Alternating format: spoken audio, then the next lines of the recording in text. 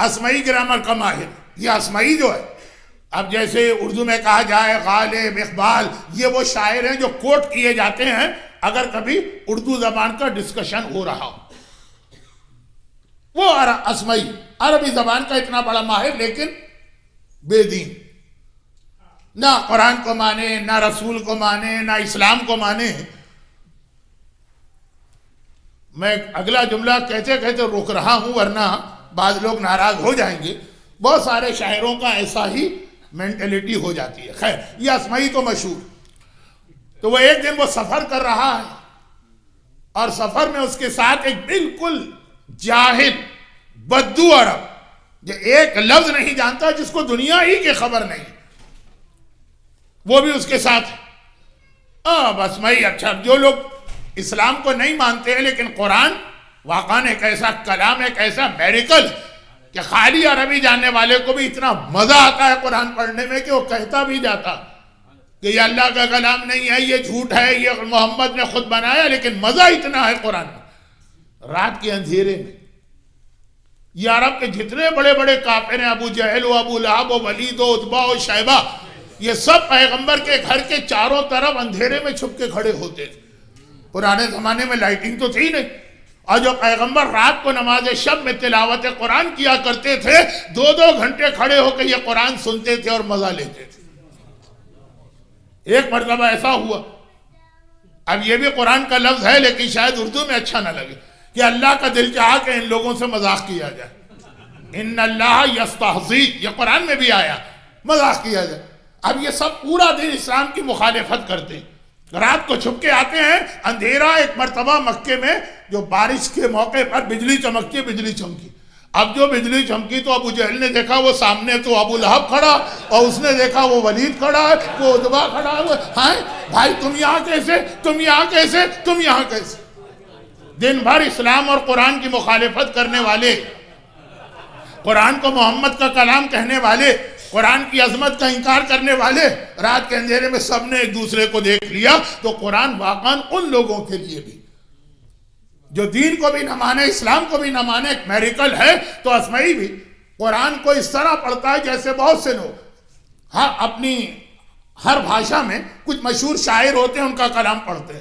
اور پڑھتے پڑھتے ایک بار وہ اس آیت پر آیا جس میں خدا چور، مرد اور عورت کا ذکر کر رہا. السارقۃ والسارقۃ فاقطعوا ایدیہما، چور کا ہاتھ کاٹو.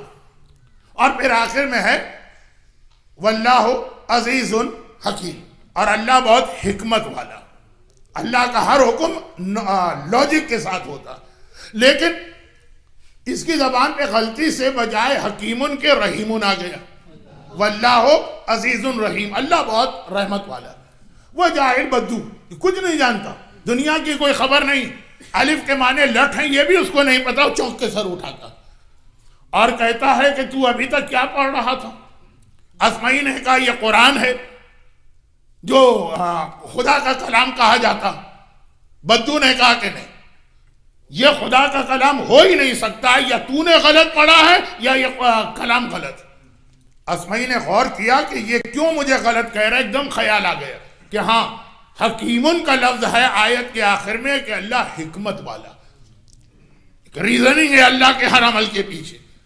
میں نے رحیمن پڑھ دیا. ہمارے آپ کے لیے کوئی فرق نہیں پڑتا، کسی آیت میں رحیم ہے، کسی میں حکیم ہے، کسی میں علیم ہے، ادھر کا لفظ ادھر ہو جائے. ہم غور ہی نہیں کرتے قرآن کے میسج پہ، تو ہم پہ کیا فرق پڑے گا. لیکن اسمعی نے چونک دیکھا میں نے غلطی کی، لیکن حیران ہو کر کہا کہ کیا تو نے پہلے قرآن سنا؟ کہ زندگی میں کبھی نہیں سنا، عرب کا رہنے والا، کبھی نہیں سنا. تو نے میری غلطی کیسے پکڑ لی؟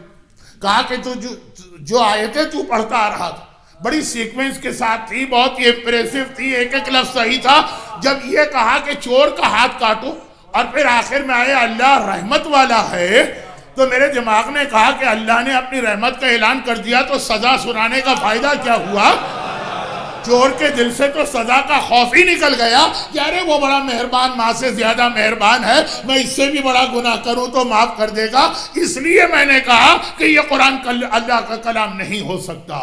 حکمت کا لفظ آیا کہ ہاتھ کاٹنے یعنی مجرم کو سزا دینے میں بھی ایک لاجک اور ریزننگ ہے کہ سوسائٹی اسی وقت پروٹیکٹڈ ہے جب مجرم کو پتا ہو کہ میں جرم کروں گا تو مجھے سزا ملے گی۔ رحمت کا اپنا موقع ہوتا دیکھیں،